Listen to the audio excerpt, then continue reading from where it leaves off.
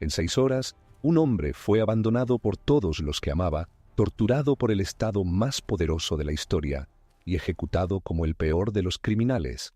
Y sin embargo, ese día ha partido el calendario del mundo en 2.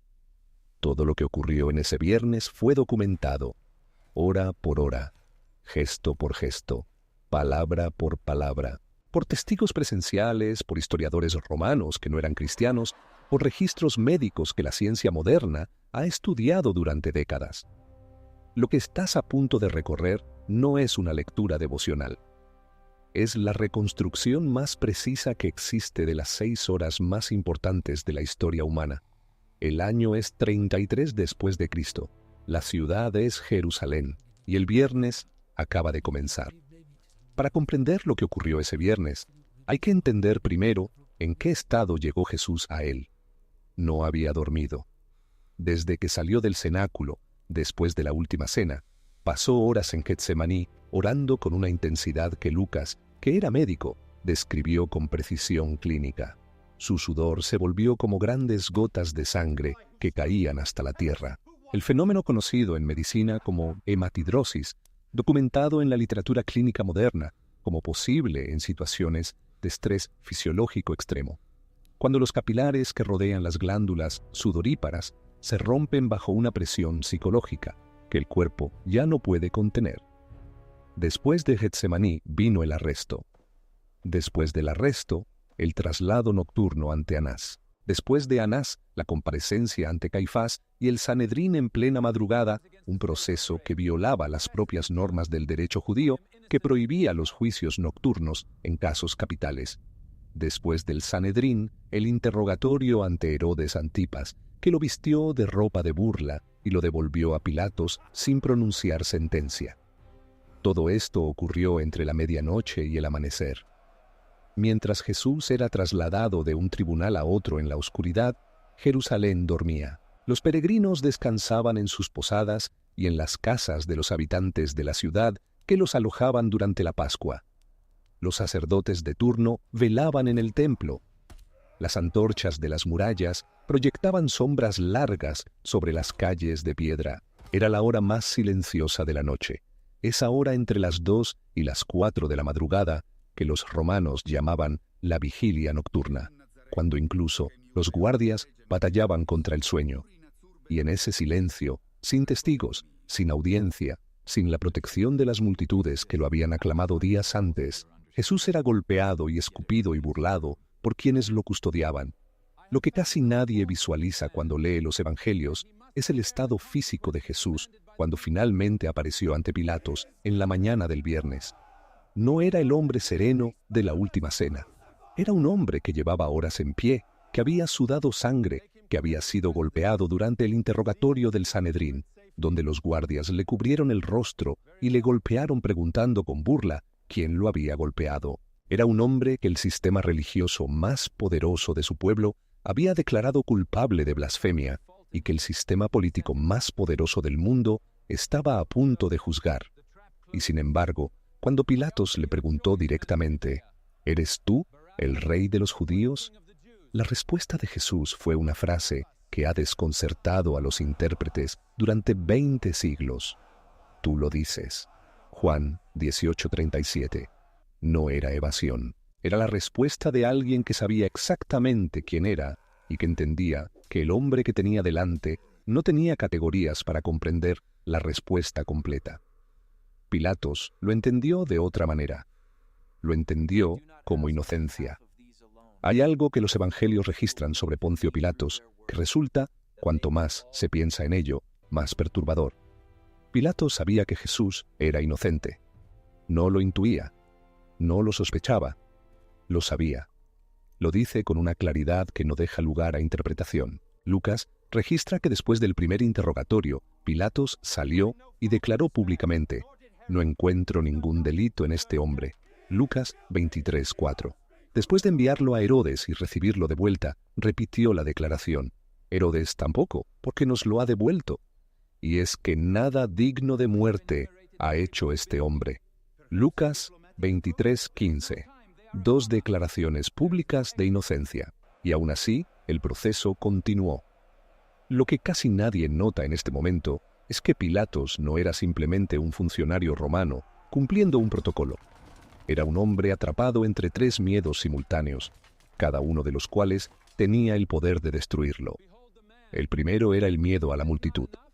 Jerusalén durante la Pascua concentraba entre 100.000 y 250.000 personas. Una revuelta en esas condiciones era el tipo de crisis que terminaba carreras y que en los peores casos terminaba vidas. Pilatos había reprimido protestas judías con una brutalidad que el historiador judío Filón de Alejandría documentó como excesiva, incluso para los estándares romanos. Sabía lo que era capaz de hacer una multitud religiosa en estado de exaltación. El segundo era el miedo político. Los líderes religiosos que le presentaban a Jesús habían amenazado con una acusación muy específica. Si sueltas a este hombre, no eres amigo del César. Juan 19:12. Esa frase era mucho más que una presión retórica. Era una amenaza de denuncia formal ante Roma. Y Pilatos tenía razones para temer esa denuncia. Su relación con el prefecto de Siria y con Roma no era estable. Una queja formal de las autoridades judías podía costarte el cargo, o algo peor. El tercero era el miedo que no podía nombrar. Mateo registra un detalle que ningún otro evangelista preserva y que tiene una densidad dramática extraordinaria. Mientras Pilatos estaba sentado en el tribunal, su esposa le envió un mensaje. No te metas con ese justo, porque hoy he padecido mucho en sueños por causa de él. Mateo 27:19. En el mundo romano, los sueños proféticos eran tomados con una seriedad que el pensamiento moderno difícilmente puede apreciar. La esposa de Pilatos no estaba haciendo una observación casual. Estaba advirtiéndole que había algo sobrenatural en juego. Pilatos lo intentó todo para no tener que tomar la decisión. Lo envió a Herodes. Herodes lo devolvió. Ofreció soltar a un preso, según la costumbre pascual, y preguntó a la multitud si querían a Jesús o a Barrabás, un criminal condenado por sedición y asesinato, calculando que la elección era obvia. La multitud eligió a Barrabás. Mandó azotar a Jesús, quizás con la esperanza de que la brutalidad del castigo satisficiera a los acusadores sin necesidad de llegar a la sentencia de muerte. La flagelación romana, ejecutada con el flagrum, un látigo de múltiples correas con pesos de hueso o metal en las puntas, era un castigo diseñado para desgarrar la piel y exponer el tejido muscular. Los médicos forenses que han estudiado la sábana de Turín, independientemente de la controversia sobre su autenticidad, han documentado patrones de heridas consistentes con una flagelación de extrema severidad. El hombre que salió de esa flagelación ya no era el mismo que había entrado. Pilatos lo presentó ante la multitud con una esperanza que resultó vana. He aquí el hombre. Juan 19:5. Como si la sola visión de un hombre en ese estado fuera suficiente para saciar lo que la multitud exigía. No fue suficiente. Crucifícalo. Crucifícalo. Juan 19:6.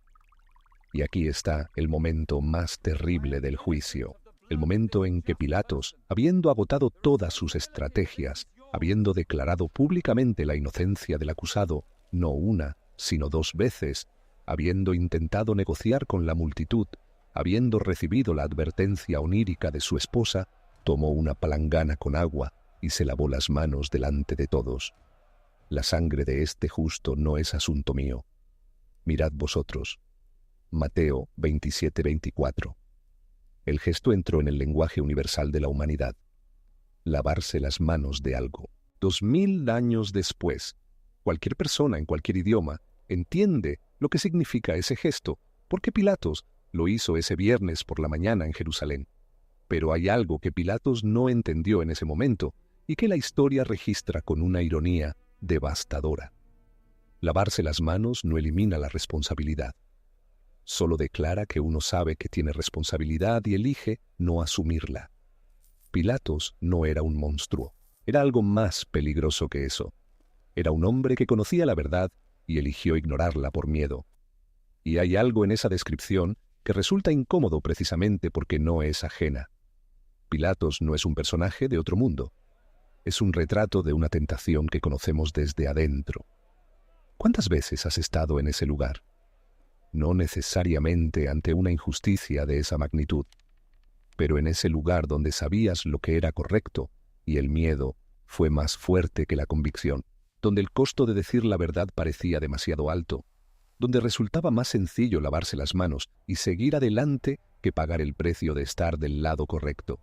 La historia tiene una ironía devastadora reservada para Pilatos. Intentó, con todo lo que tenía, no tomar la decisión, y al final tomó la peor de todas las decisiones posibles, la de no decidir. Porque no decidir cuando estás en posición de poder y la justicia está en juego es en sí misma una decisión. Es una decisión a favor de la injusticia. Eusebio de Cesarea, el historiador cristiano del siglo IV, cita una tradición según la cual Pilatos murió en el exilio, desterrado por el emperador Calígula por otras razones políticas, lejos de Judea y lejos de Roma, solo. La historia no recordó a Pilatos como el hombre que administró Judea con eficiencia. Lo recordó como el hombre que interrogó a Jesús, lo declaró inocente y lo entregó de todas formas. Su nombre quedó grabado en el credo apostólico, la declaración de fe más repetida de la historia del cristianismo. Padeció bajo Poncio Pilatos. Miles de millones de personas en 2000 años de historia de la Iglesia han pronunciado su nombre no como homenaje, sino como coordenada histórica, como prueba de que esto ocurrió en el tiempo real, en la historia real, bajo la autoridad de un funcionario real cuyo nombre conocemos. El Viernes Santo no juzga solo a Pilatos, nos juzga a todos. Marcos es el más preciso en cuanto a los horarios. Y lo que registra es esto. Era la hora tercia cuando lo crucificaron. Marcos 15:25. La hora tercia romana correspondía a las 9 de la mañana. Para llegar al lugar de la ejecución, Jesús tuvo que cargar el madero horizontal de la cruz, el patibulum, desde el pretorio hasta el Gólgota. La distancia, según la reconstrucción arqueológica del Jerusalén del primer siglo, era de aproximadamente 600 metros. No es una distancia enorme para un hombre en condiciones normales. Pero Jesús no estaba en condiciones normales. Llevaba sin dormir toda la noche. Había sufrido una flagelación severa.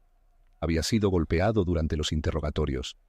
El patibulum pesaba entre 30 y 40 kilogramos. En algún punto de ese camino, el cuerpo de Jesús cedió. Los evangelios registran que los soldados obligaron a un hombre llamado Simón de Cirene, que venía del campo, a cargar la cruz. Marcos preserva un detalle que ha intrigado a los estudiosos durante siglos. Era el padre de Alejandro y de Rufo. Marcos 15:21. Ese nivel de especificidad, nombrar no solo a Simón sino a sus hijos, sugiere que esos hijos eran conocidos en la comunidad cristiana primitiva para la cual Marcos escribía. Simón de Cirene llegó a Jerusalén ese viernes para celebrar la Pascua y terminó cargando la cruz del Mesías. Sus hijos lo recordaron el resto de sus vidas, y Marcos los nombra porque cuando él escribió, probablemente todavía estaban vivos para confirmarlo. Hay algo en ese detalle que resulta casi insoportable de contemplar. Simón no fue un voluntario, fue obligado. Un peregrino que venía de celebrar la fiesta de la liberación y que fue forzado por soldados romanos a cargar el instrumento de ejecución de un condenado.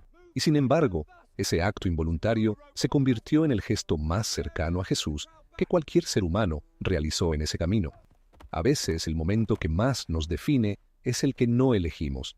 El Gólgota, cuyo nombre en arameo significa lugar de la calavera, era una elevación rocosa justo fuera de las murallas de la ciudad, visible desde las principales rutas de entrada a Jerusalén. Roma no elegía los lugares de crucifixión por casualidad. Los elegía para que todo el que llegara a la ciudad viera lo que le ocurría a quien desafiaba el orden romano. La crucifixión no era solo una ejecución, era un mensaje. Había 2 hombres más crucificados ese día.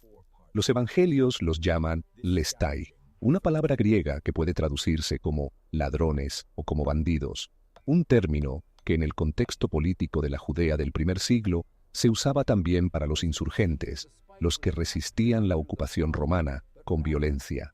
Crucificados a su derecha y a su izquierda, Jesús ocupaba el centro. Lo que casi nadie sabe sobre la crucifixión romana es que tenía un protocolo preciso de 4 fases, y que Jesús, experimentó una variante de ese protocolo que los romanos reservaban para casos especiales. La primera fase era la flagelación, que en el caso de Jesús ya había ocurrido en el pretorio. La segunda era el transporte de la cruz. La tercera era la fijación al madero, que se hacía con clavos a través de las muñecas, no de las palmas como la tradición pictórica sugiere, ya que las palmas no tienen la estructura ósea para sostener el peso de un cuerpo. La cuarta fase era la elevación de la cruz en el suelo. Lo que se le ofreció a Jesús antes de la fijación era una mezcla de vino con mirra, un analgésico rudimentario que los soldados romanos utilizaban por costumbre. Marcos registra que Jesús lo recibió, pero no lo bebió. Marcos 15:23. Lo olió, lo reconoció, lo rechazó. Eligió experimentar lo que venía con plena conciencia, sin ningún atenuante químico. Esa decisión, que dura apenas un segundo en el relato evangélico, es una de las más elocuentes de toda la pasión. Jesús no buscaba el sufrimiento por el sufrimiento, pero tampoco buscaba atenuarlo cuando la copa que debía beber requería plena conciencia. Lo mismo que en Getsemaní había elegido no llamar a las 12 legiones de ángeles, eligió aquí no tomar el alivio que se le ofrecía. Su obediencia no era la obediencia de quien no tiene opciones. Era la obediencia de quien tiene todas las opciones y elige una sola. Lo que casi nadie visualiza con precisión es el mecanismo físico de la crucifixión. Los médicos forenses y cirujanos ortopédicos que han estudiado los métodos romanos coinciden en varios puntos que la iconografía medieval distorsionó durante siglos. Los clavos no se introducían a través de las palmas. La anatomía de la palma no tiene la estructura ósea para sostener el peso de un cuerpo adulto sin que los tejidos se desgaren. Los clavos pasaban a través de las muñecas, entre los huesos del carpo, rozando o comprimiendo el nervio mediano, lo que producía un dolor que la medicina moderna clasifica entre los más agudos que el sistema nervioso humano puede registrar. Cada movimiento del cuerpo, cada intento de respirar, desencadenaba una descarga de ese nervio que recorría el brazo completo. Y es que la crucifixión romana no mataba principalmente por pérdida de sangre. Mataba por asfixia progresiva. El cuerpo suspendido no puede expandir el tórax para inhalar sin empujarse hacia arriba con los pies y los brazos. Cada respiración era un acto deliberado de resistencia contra el peso del propio cuerpo. A medida que los músculos se agotaban, los intervalos entre respiraciones se hacían más largos. La muerte llegaba cuando el cuerpo ya no tenía fuerza para ese movimiento. Jesús murió en aproximadamente 6 horas. Los soldados se sorprendieron de que hubiera muerto tan rápido. Marcos 15:44. Pilatos mismo lo verificó antes de entregar el cuerpo. La flagelación previa, el agotamiento físico de una noche entera sin dormir y la intensidad de lo que cargaba espiritualmente aceleraron el proceso. Su cuerpo fue el primero en ceder de los 3 crucificados ese día. Una vez crucificado, los soldados dividieron sus ropas entre ellos, sorteando la túnica sin costuras para no tener que cortarla. Juan lo registra y señala que esto cumplía el Salmo 22:18, escrito por David 1000 años antes. Repartieron entre sí mis vestidos y sobre mi ropa echaron suertes. Y luego colocaron sobre la cruz el titulus, la inscripción que identificaba el crimen del condenado. Pilatos había ordenado que dijera: Jesús de Nazaret, Rey de los judíos. En hebreo, en latín y en griego. Juan 19:19-20. Los principales sacerdotes protestaron inmediatamente. No escribas Rey de los judíos, sino que él dijo: Soy Rey de los judíos. Juan 19:21. La diferencia no era semántica, era política. Una cosa era que un loco dijera ser rey. Otra muy distinta era que la autoridad romana lo proclamara como tal. Pilatos, que había cedido en todo lo demás, se negó en esto.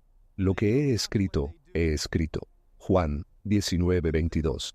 Es la única vez en todo el proceso donde Pilatos no cede. Y lo que eligió mantener, en los 3 idiomas del mundo conocido de ese tiempo, fue el título real de Jesús. A veces la verdad se escapa por las grietas de los que la rechazan. En las 3 horas que van de la hora tercia a la hora sexta, de las 9 de la mañana al mediodía, Jesús pronunció desde la cruz 4 de las 7 frases que la tradición cristiana ha llamado las 7 palabras. La primera es la que más ha desconcertado a los teólogos de todos los siglos, no por su dificultad, sino por su generosidad casi incomprensible. Padre, perdónalos porque no saben lo que hacen. Lucas 23:34. Detente aquí un momento, no en la frase completa todavía, en la primera palabra, Padre. Un hombre en una cruz romana, después de una noche sin dormir, después de la flagelación, después del camino al Gólgota, después de los clavos, abrió la boca, y la primera palabra que salió fue Padre. No fue un grito de dolor, no fue una maldición, no fue la invocación de las 12 legiones de ángeles que él mismo había dicho que podía convocar. Fue Padre, y luego vino la intercesión por los que lo estaban crucificando. Los estudiosos del Nuevo Testamento han debatido durante siglos si esta oración incluía solo a los soldados romanos que ejecutaban órdenes, o también a los líderes religiosos que habían manipulado el proceso, o también a Judas, o también a la multitud que había gritado «Crucifícalo». El texto no especifica los límites de ese perdón. Lo que sí especifica es su dirección, hacia arriba, hacia el Padre, intercediendo por los que hacían el daño. La segunda palabra desde la cruz fue una promesa que llegó de la conversación más inesperada del Viernes Santo. Lucas registra que uno de los 2 hombres crucificados junto a Jesús comenzó a insultarlo, repitiendo las burlas de los soldados y los líderes religiosos. ¿No eres tú el Cristo? Sálvate a ti mismo y a nosotros. Lucas 23:39. Pero el otro lo reprendió. Este hombre nada malo ha hecho. Y luego se dirigió a Jesús con una petición que en su sencillez contiene toda la teología de la gracia. Jesús, acuérdate de mí cuando vengas en tu reino. Lucas 23:42. No dijo, sé que eres el Mesías. No dijo, creo en tu resurrección. No hizo una profesión de fe elaborada. Solo dijo, acuérdate de mí. Y la respuesta de Jesús fue inmediata, sin condiciones, sin liturgia, sin requisitos previos. De cierto te digo que hoy estarás conmigo en el paraíso. Lucas 23:43. Ese hombre no fue bautizado, no tomó la comunión, no asistió a ninguna iglesia, no memorizó ningún catecismo.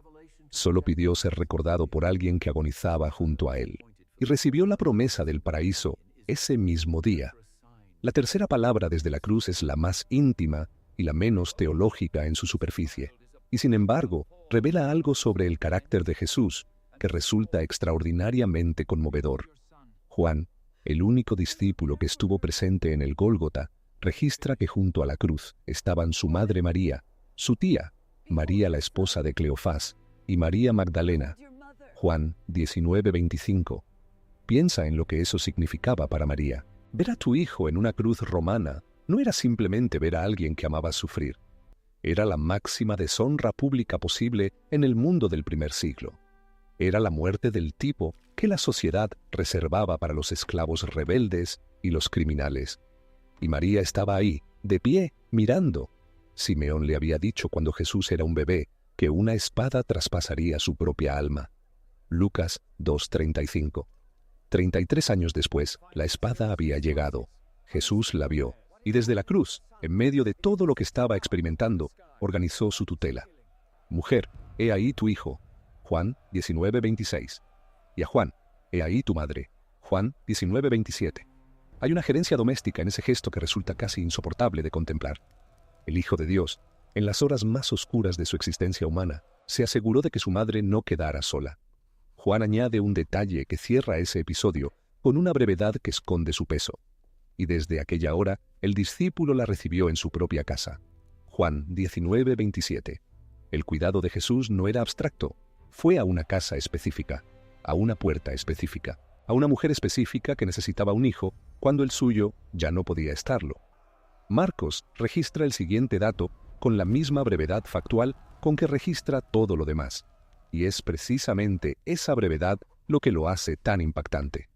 Cuando vino la hora sexta, hubo tinieblas sobre toda la tierra hasta la hora novena. Marcos 15:33. De las 12 del mediodía a las 3 de la tarde.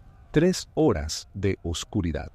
Lo que casi nadie menciona cuando lee este versículo es que este evento no está documentado solo en los evangelios. Está documentado por historiadores paganos que no tenían ningún interés en confirmar la narrativa cristiana. Julio Africano, citando al historiador Talo, que escribió alrededor del año 52 después de Cristo, apenas 2 décadas después de la crucifixión, menciona que Talo intentó explicar las tinieblas del Viernes Santo como un eclipse solar, lo cual es extraordinariamente significativo por 2 razones.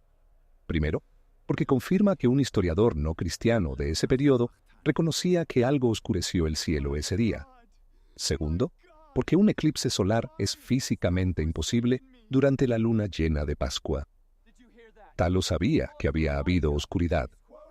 No tenía una explicación sobrenatural y buscó una natural, pero la naturaleza no lo acompañó.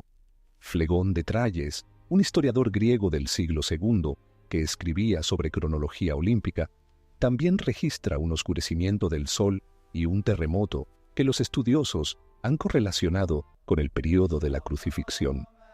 3 horas de tinieblas en pleno mediodía de primavera en Palestina. El cielo mediterráneo no hace eso sin razón.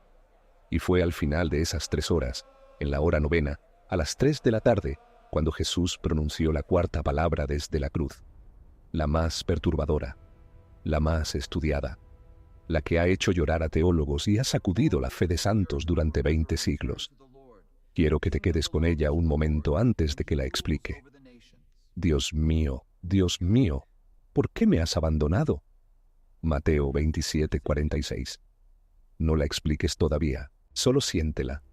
El Hijo de Dios sintió el abandono de Dios. ¿Puedes imaginar eso? Ahora la explicación. Y la explicación convierte ese grito en la mejor noticia de tu vida. Jesús estaba citando el Salmo 22, palabra por palabra. El Salmo 22 comienza con ese grito: Dios mío, ¿por qué me has desamparado? Pero termina con una declaración de confianza y de victoria, porque no menospreció ni abominó la aflicción del afligido, ni le escondió su rostro, sino que cuando clamó a él, le oyó. Salmo 22:24. Jesús no estaba simplemente expresando desesperación. Estaba citando un salmo que los presentes conocían de memoria y cuyo final conocían tan bien como su comienzo. Estaba señalando con el inicio del salmo hacia el final del salmo. Estaba diciendo: esto es el Salmo 22. Y el Salmo 22 termina en victoria. Pero hay algo más profundo todavía. El abandono que Jesús experimentó en ese momento no era solo emocional, era teológico. En ese momento, el que no había conocido el pecado se estaba convirtiendo en pecado por nosotros, como diría Pablo en 2 de Corintios 5:21. Estaba cargando la separación de Dios que el pecado produce. La oscuridad que sintió no era la oscuridad de la duda, era la oscuridad del infierno que él estaba atravesando en nuestro lugar para que nosotros no tuviéramos que atravesarlo. El grito de abandono no era la señal de que Dios no estaba. Era la señal de que Dios estaba haciendo exactamente lo que había prometido. Después de ese grito, vinieron las últimas 3 palabras desde la cruz, pronunciadas en rápida sucesión mientras el cuerpo llegaba al límite de lo que podía sostener. La 5ª palabra desde la cruz es un grito de necesidad humana que resulta casi imposible de separar de su dimensión simbólica. Tengo sed. Juan 19:28. Una frase de 2 palabras en español, 3 en griego, que Juan conecta explícitamente con el cumplimiento de las Escrituras. El Salmo 22:15 lo había anticipado: mi garganta se ha secado como un tiesto. El Salmo 69:21 añadía: en mi sed me dieron a beber vinagre. Los soldados empaparon una esponja en vinagre, la pusieron en una caña de hisopo y la acercaron a su boca. Y aquí está el detalle que Juan introduce con una precisión que no puede ser casual. La caña era de hisopo. El hisopo era exactamente la misma planta que Moisés había usado 1400 años antes para rociar la sangre del Cordero Pascual en los dinteles de las puertas de Israel en Egipto. Éxodo 12:22. El último líquido que tocó los labios de Jesús llegó a él en el mismo instrumento litúrgico con que la sangre del primer Cordero Pascual había sido aplicada para salvar a Israel. Juan no menciona ese detalle por casualidad. Juan nunca menciona nada por casualidad. La 6ª palabra es la más breve y la más vasta simultáneamente. Consumado es. Juan 19:30. En griego una sola palabra, tetelestai, el término técnico que los comerciantes del mundo grecorromano estampaban sobre una deuda pagada. No era una exclamación de alivio. No era una declaración de derrota. Era una declaración jurídica y teológica de la mayor precisión. La deuda ha sido saldada. El trabajo ha sido completado. El precio ha sido pagado en su totalidad, sin saldo pendiente, sin posibilidad de demanda futura. Los arqueólogos han encontrado papiros egipcios del período romano con esa misma palabra estampada sobre documentos de deuda cancelada. Tetelestai. Pagado. Lo que Jesús declaró desde la cruz era exactamente lo que ese sello significaba en cualquier transacción comercial del mundo grecorromano, aplicado ahora a la transacción más vasta de la historia. La séptima y última palabra fue pronunciada con la voz de alguien que entrega, no de alguien que colapsa. Padre, en tus manos encomiendo mi espíritu. Lucas 23:46. Tomadas del Salmo 31:5, la oración que los niños judíos recitaban antes de dormir cada noche. Con esas palabras aprendían desde pequeños a entregarse al sueño, que en el pensamiento hebreo tenía una dimensión de vulnerabilidad y confianza. El Hijo de Dios cerró sus ojos usando las palabras con las que los niños de Israel se entregaban al sueño. No fue un colapso, fue una entrega, consciente, deliberada, filial, y expiró. Mateo registra lo que ocurrió en el momento de la muerte de Jesús con una acumulación de eventos que resulta casi cinematográfica en su intensidad. El velo del templo se rasgó en dos, de arriba a abajo. La tierra tembló, las rocas se partieron, los sepulcros se abrieron. Mateo 27, 51-52. Cada uno de estos eventos merece un momento de atención porque cada uno tiene una dimensión que va mucho más allá de lo espectacular.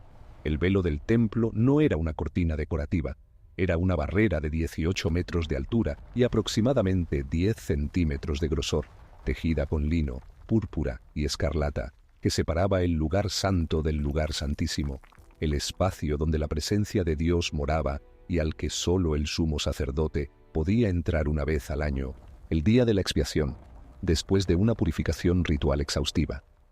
Ese velo se rasgó de arriba abajo, no de abajo arriba, como si alguien lo hubiera jalado desde el suelo, de arriba abajo, como si alguien desde el otro lado lo hubiera desgarrado.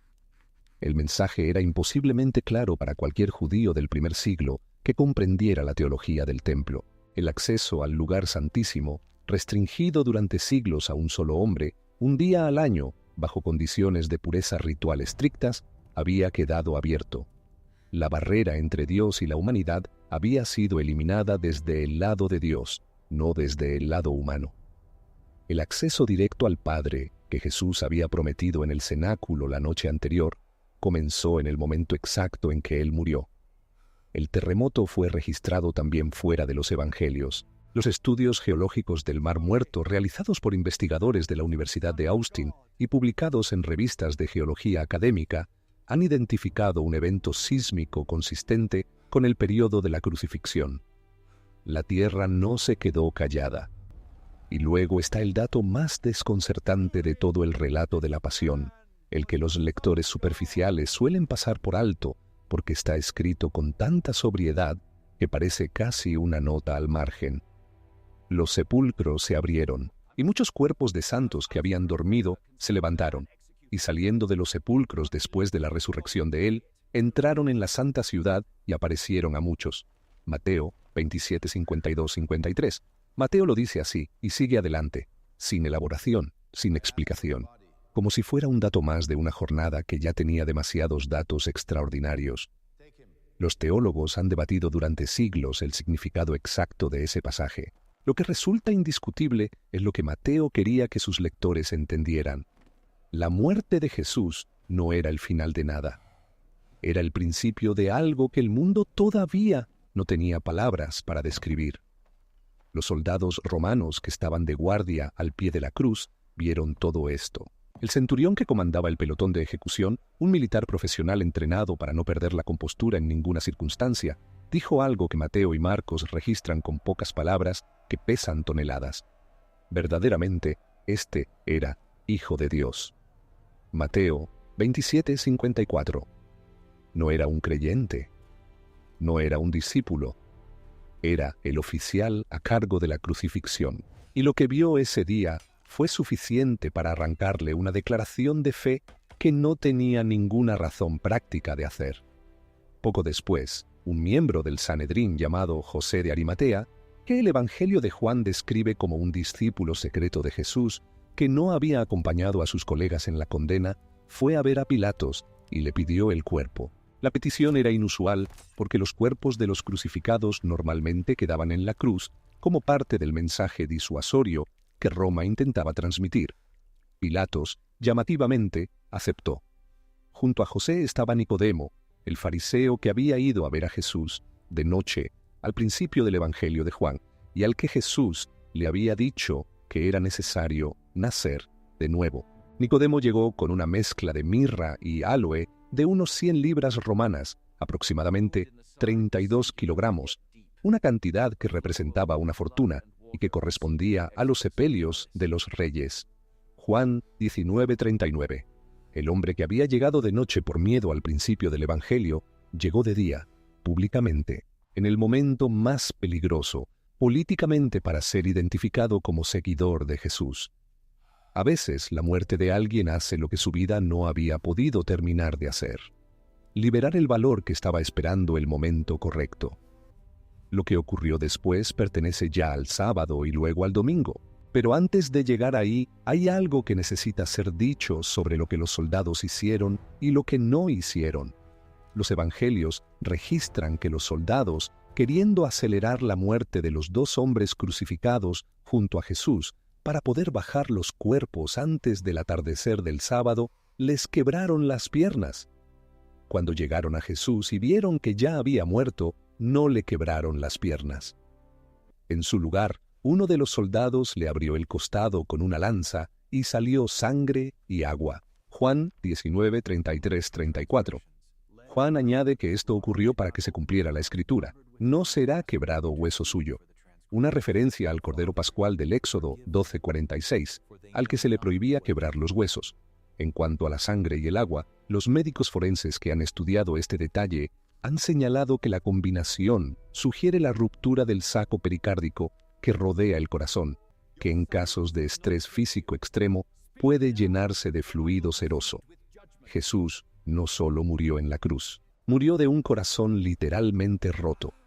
Hay un ejercicio que vale la pena hacer lentamente, con cuidado, porque sus implicaciones son difíciles de procesar si se hacen demasiado rápido. Toma las profecías del Antiguo Testamento relacionadas con la pasión de Cristo y compáralas con lo que ocurrió ese viernes. El Salmo 22, escrito por David aproximadamente 1000 años antes de la crucifixión, describe con un nivel de detalle que resulta desconcertante un tipo de muerte que en el tiempo de David no existía. La crucifixión fue inventada por los persas y adoptada por los romanos siglos después. Y sin embargo, el Salmo 22 describe con precisión clínica: manos y pies horadados, huesos dislocados por la tensión del cuerpo suspendido, sed extrema, reparto de vestidos y sorteo de la ropa entre los presentes. Ninguno de esos detalles era conocido en la cultura israelita del siglo X a.C. No había crucifixiones en el horizonte de experiencia de David, y sin embargo los escribió. Isaías 53, escrito más de 700 años antes de ese viernes, describe a un siervo que fue herido por nuestras rebeliones, molido por nuestros pecados, que como cordero fue llevado al matadero, que no abrió su boca, que fue contado con los transgresores y que sin embargo intercedió por los transgresores. Isaías 53:5-12. Cada uno de esos elementos tiene su correspondencia exacta en el Viernes Santo.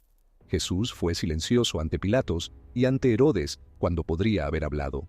Fue crucificado entre 2 lestai, contado literalmente con los transgresores, e intercedió por sus crucificadores con la primera de las 7 palabras. El profeta Zacarías, en el capítulo 12, versículo 10, escribió que mirarán a aquel a quien traspasaron. El soldado que abrió el costado de Jesús con la lanza cumplió esa profecía 500 años después de que fuera escrita. Juan la cita explícitamente. Juan 19:37. El Salmo 69:21 anticipa la ofrenda de vinagre al sediento.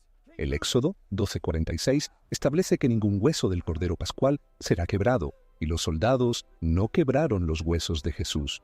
El Zacarías 11:12-13 menciona: las 30 piezas de plata y su destino en el campo del alfarero, que Judas cumplió cuando devolvió el dinero, y los sacerdotes lo usaron para comprar el campo del alfarero. Mateo 27, 9, 10. El teólogo y matemático Peter Stoner calculó en su obra Science Speaks la probabilidad estadística de que una sola persona cumpla por coincidencia incluso 8 de las profecías mesiánicas más específicas. El resultado fue una probabilidad de 1 entre 10 elevado a la 17ª potencia. Para ilustrar ese número, Stoner sugería imaginar llenar el estado de Texas con monedas de plata hasta una altura de 2 pies, marcar una de ellas, revolverlas todas y pedirle a un hombre con los ojos vendados que encontrara esa moneda en el primer intento. Y eso con solo 8 profecías. Los estudiosos del mesianismo en el Antiguo Testamento han identificado más de 300 referencias proféticas que se cumplen en la vida, muerte y resurrección de Jesús. El Viernes Santo no fue una tragedia que se salió de control. Fue un guión que llevaba siglos siendo escrito con una precisión que ninguna inteligencia humana podía haber coordinado y que llegó ese día a su escena culminante. Hemos recorrido 6 horas, hora por hora, detalle por detalle. Hemos estado en el pretorio con Pilatos mientras luchaba con lo que sabía y lo que elegía. Hemos subido el camino al Gólgota junto a un hombre que no había dormido, que llevaba el peso del patibulum y el peso de algo infinitamente más vasto. Hemos escuchado las 7 palabras desde la cruz y hemos sentido el peso de cada una. Hemos visto el velo rasgarse y la tierra temblar y un centurión romano perder la compostura ante algo que no tenía categorías para explicar. Y ahora hay algo que necesito preguntarte directamente. ¿En algún momento de estas horas hubo algo que te tocó de manera personal? ¿Un detalle que no conocías? ¿Una frase que resonó de una manera que no esperabas? Quiero que sepas algo sobre ese momento. Jesús, la noche anterior a todo esto, en el cenáculo, oró. Y en esa oración dijo algo que Juan registró en el capítulo 17, versículo 20. No ruego solo por estos, sino también por los que han de creer en mí, por la palabra de ellos. Tú estabas en esa oración, no como abstracción, no como categoría, como la persona específica que eres, en el tiempo específico en que vives, con la historia específica que cargas. La noche antes de ser crucificado, Jesús oró por ti. Y luego al día siguiente, cuando los soldados le ofrecieron el analgésico y lo rechazó consciente de que tú estabas en lo que venía. Cuando dijo consumado es, lo dijo por una deuda que incluía la tuya.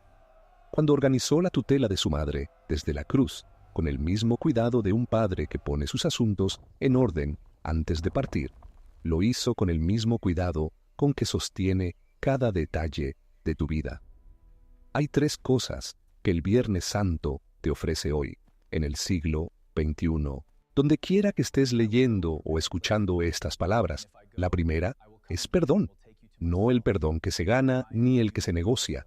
El perdón que viene de alguien que eligió la cruz con plena conciencia de quién eras tú, de lo que habías hecho y de lo que aún harías. Padre, perdónalos porque no saben lo que hacen. Esa oración no tenía límite geográfico ni temporal. No era solo para los soldados del año 33. Llegó hasta aquí, llegó hasta ti. Si has cargado algo que sientes que no tiene solución, si hay algo en tu historia que consideras imperdonable, el hombre que rechazó el analgésico para mantenerse consciente mientras cargaba eso contigo, quiere que sepas que el consumado es, te incluye, sin asteriscos, sin condiciones de letra pequeña. La segunda es presencia, el grito de Dios mío, ¿por qué me has abandonado? Es la mejor noticia para todo el que alguna vez ha sentido que el cielo está en silencio. Significa que Jesús entró en el lugar del abandono definitivo para que tú nunca tuvieras que estar solo en el tuyo, cuando ores y parezca que nadie escucha, cuando el dolor sea tan grande que las palabras no alcancen, cuando la oscuridad sea de ese tipo que no se disipa con razonamientos ni con voluntad. No estás solo en ese lugar. El que gritó desde la cruz también estuvo ahí, y fue escuchado, y el sepulcro no fue su destino final. La tercera es esperanza. Consumado no es la última palabra de la historia. Es la última palabra del viernes. El domingo todavía no había llegado cuando Jesús cerró los ojos. Y el que dijo consumado también dijo en el cenáculo la noche anterior: y si me fuere y os preparare lugar, vendré otra vez. Juan 14:3. El viernes tiene sentido porque el domingo existe. La cruz tiene sentido porque el sepulcro quedó vacío. Y el sepulcro vacío tiene sentido porque quien salió de él prometió volver. No como figura retórica, no como consuelo teológico abstracto, como promesa de alguien cuya palabra ha demostrado ser, a lo largo de miles de años de historia registrada, absolutamente confiable.